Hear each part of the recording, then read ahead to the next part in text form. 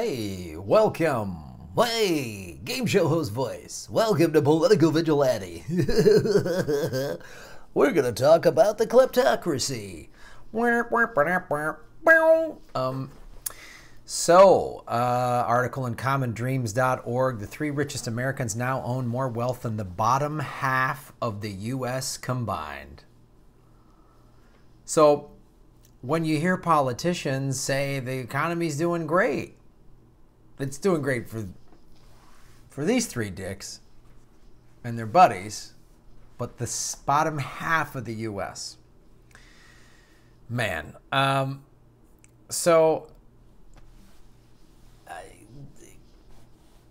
it's staggering, the inequities. In the United States, the 400 richest individuals now own more wealth than the bottom 64% of the population. And the 3 richest own more wealth than the bottom 50%. While pervasive poverty means 1 in 5 households have 0 or negative net worth. So this is on top of the fact that 50% of the population can't handle a $500 or $1,000 to $1,000 emergency. Can't handle it.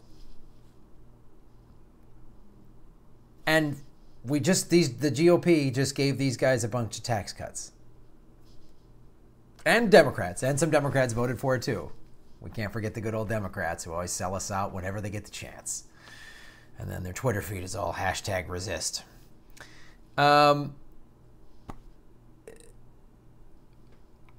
don't even know what to say to this. I mean, we knew this, but just new report after new report zeroes it in even more. Here's another fun statistic talking about America's debt, all the debt bubbles we've talked about: student loan, car debt. There's another housing bubble. All combined, households in the bottom 1% have a combined negative net worth of $196 billion. So they're all in debt. Gee, I wonder if any of that debt has anything to do with these 400 billionaires, richest people. I wonder how much of them are they profiting from the lower 1%. And to show you how disproportionate America is, we're ripe for revolution, man. Listen to this. The striking findings of Billionaire Bonanza 2017, a new report, which I'll put the link to the Common Dreams article in the show notes, and in there is also the PDF of the full report if you want to read that full report. It's a fun read. It's a fun read. It's quick, like a romance novel. Published Wednesday in the Institute of Policy Studies that explores the detail, the speed with which the U.S. is becoming a, quote, hereditary aristocracy of wealth and power. And they're sticking it to us at every turn. We're not a democracy. Over recent decades, an incredibly disproportionate share of America's income and wealth gains have flowed to the top of our economic spectrum. At the tip of that top sits the nation's richest 400 individuals, a group that Forbes magazine has been tracking annually since 1982. Writes the IPS's Chuck Collins and Josh Hoxie. They're the authors of the report. Americans at the other end of our economic spectrum, meanwhile, watch their wages stagnate and savings dwindle.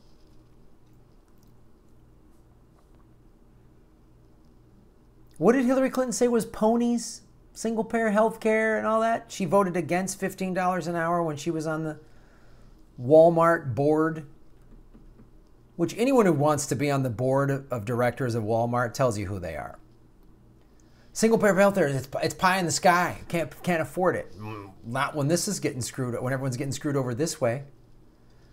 Like, someone needs to sit these 400 people down and go, if 64% of the country, you own more wealth than them, and they can't, you're 400 people.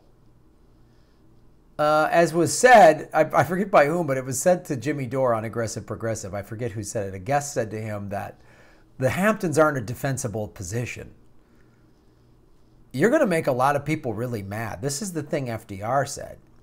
You know, what has been said about FDR. He saved capitalism. He sat all those, you know, those rich baron buddies down and said, you guys want this all to go away? Because that's the other thing. These 400 people just keep doing this, keep screwing everybody over. There's going to be a mass revolt.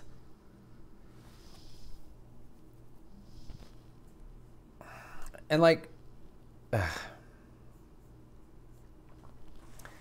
the Forbes 400 they own $2.68 trillion in wealth. That's more than the GDP of Britain, the world's 5th largest economy.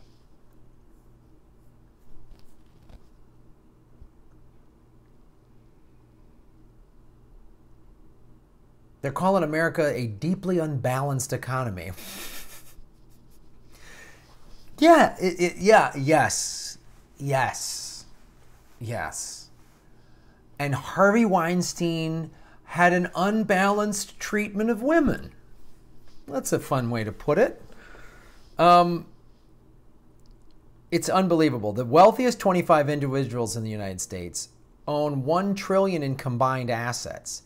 These 25, a group equivalent to the active roster of a Major League Baseball team, hold more wealth than the bottom 56% of the U.S. population combined, 178 million people.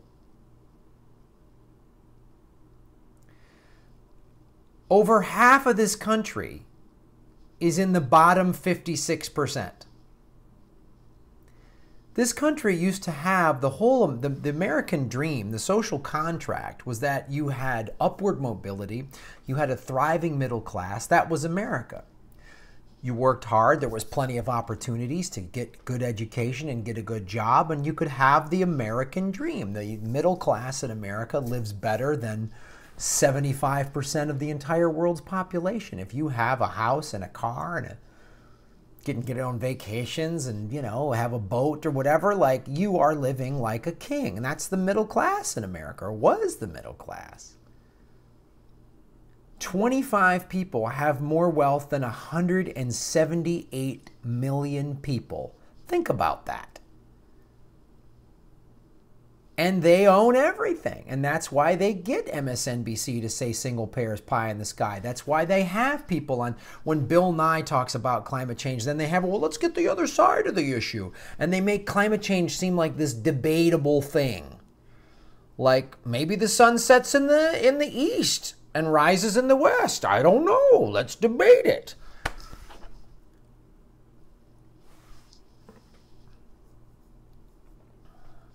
The top 25 list features billionaires who have attained their vast riches through a variety of means, from inheritance, boy, they earned it, bootstraps, going to that, you know, going to that probate meeting to get that $100 million. Well, that must have been a tough work week. To founding a corporate giant like Amazon or Google, what unites these enormously wealthy individuals, aside from the fact that they're all white, is that they just keep getting richer decade after decade. Well, you mean, I'm sure a bunch of them got wiped out at the last recession. Oh no, they actually profited from that. They made money off of the recession. You know, while the poor and the middle class got wiped out, while Obama helped, there was a lot of, he wiped out a lot of wealth in the black community. Obama helped do that.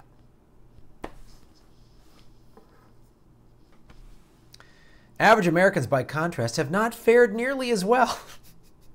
Common dreams, you know, I'm down with what you're doing, but you need to get a little more teeth in your writing. A significant percentage of the U.S. households have no savings at all or owe more than they own, making them residents of what Collins and Hooks wrote, underwater nation. Excluding the value of the family car, 19% of U.S. households have zero or negative net worth. Looking at this trend through the lens of race reveals that 50% of black households and 27% of Latino households have zero or negative wealth.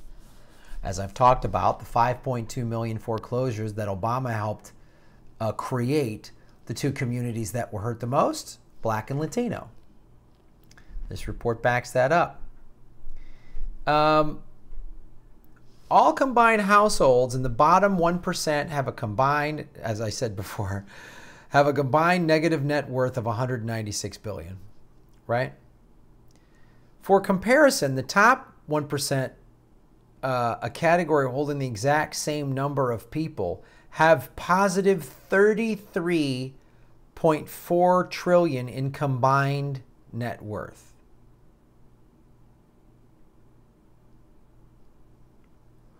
$33 trillion.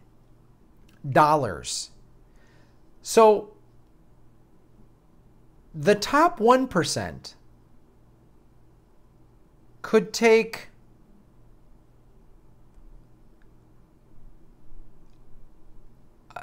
I don't even know what percentage that is. 5% of their wealth and just buy out the 1%'s debt? Pay it off and just go, you're done. And it would be like you pulling 4 pennies out of your pocket. It'd be like giving a homeless guy fucking 76 cents. Just the change in the cup of your car. Oh, there you go, homeless guy. That's the equivalent. They have $33.4 trillion in wealth. Oh, God.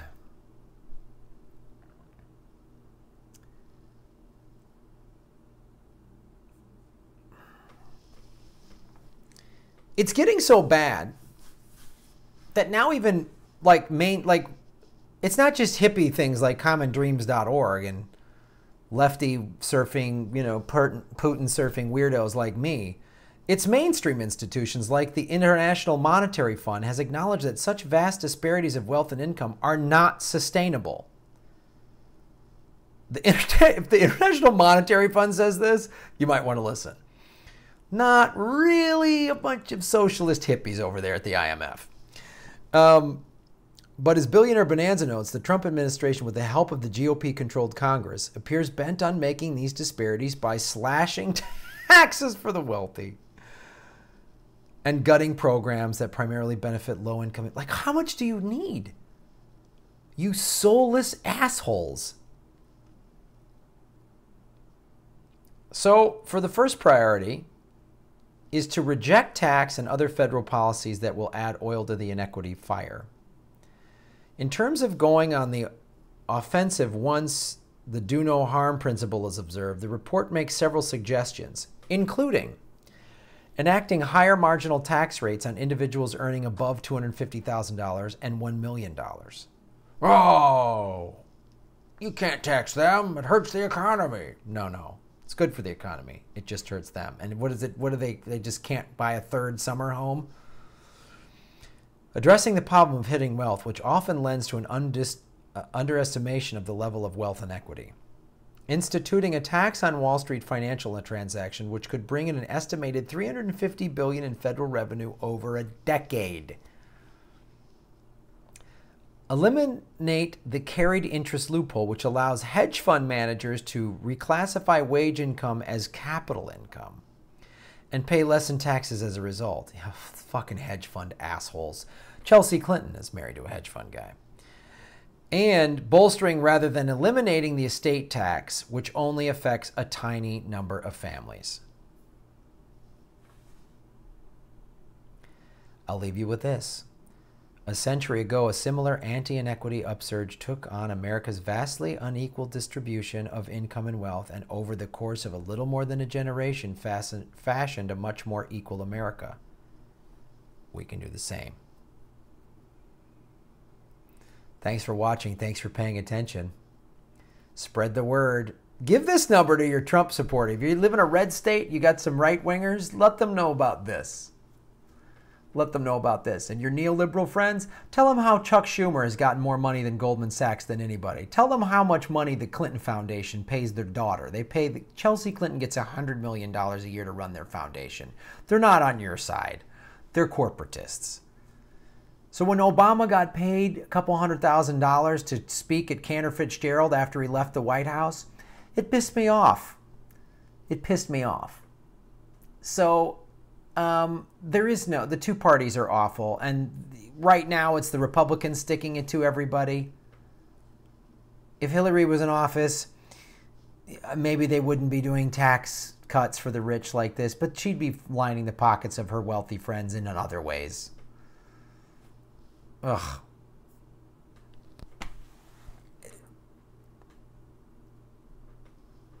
I don't know how a revolution isn't coming, because a huge recession is coming, and it's going to be worse than the '08 one. 10 years later, nobody's recovered. It's not like after 10 years we had all this regulation and there's this burgeoning, thriving middle class and people have savings and investment. No, they don't. No, they don't. They're just barely getting by. Everyone is just barely getting by. All those counties that voted for Obama twice and now voted for Trump, they just said, fuck it. And it wasn't because they didn't want to vote for a woman. It was because they were done with more democratic bullshit. And there was no real option, to them at least. And there wasn't enough education to them to see the difference. And the mainstream corporate media made Bernie Sanders seem like, now everyone's calling, now I hear Hillbots online calling Bernie Sanders he is a sexist. He hates women. Okay. That's the only card they can play. They don't want progressives. Democrats would rather lose to progressives. Excuse me, they would rather lose to Republicans than let progressives win. Here it is in black and white. So let's get involved. I know many of you are involved. Spread the word. Get your neoliberal and neocon friends to wake up to the fact that we're all getting screwed. Red state, blue state, we're all getting screwed by 400 people. 400 people are screwing us all over. 25 of them are sticking it to us even harder. And 3 of them, it's unreal. Thanks for watching. Thanks you for supporting the show. Go to the Patreon. This isn't talking about, is Chris Matthews talking about this? Is Brian Williams talking about this between whacking off at rockets that kill poor people in the Middle East? So get involved. Vote with your dollars. Get these people out of there. Stop giving the corporate media your money and support independent news like this and whoever else on Patreon and YouTube you want to support. It's goddamn ridiculous. Thanks.